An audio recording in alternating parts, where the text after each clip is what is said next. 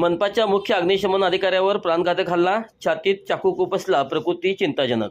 मिरज महापालिकेचे मुख्य अग्निशमन अधिकारी सुनील कृष्ण माये यांच्यावर मंगळवारी रात्री त्यांच्या घरासमोरच दुचाकीवरून आलेल्या 2 अज्ञात हल्लेखोरांनी चाकूने प्राणघातक हल्ला केला.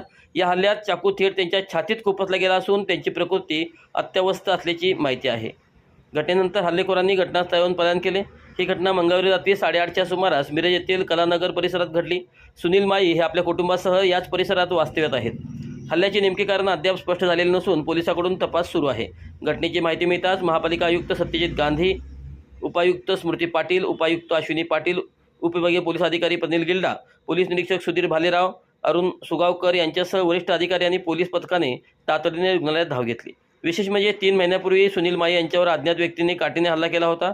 त्या प्रकरणी त्यांनी पोलिसात तक्रार दाखल केली होती. त्या घटनेची आठवण ताजी असतानाच पुन्हा त्यांच्यावर झालेल्या या प्राणघातक हल्ल्यामुळे शहरात एकच खळबळ उडाली असून हा हल्ला पूर्वीच्या घटनेशी संबंधित आहे का याबाबत विविध तर्कवितर्क लावले जात आहेत.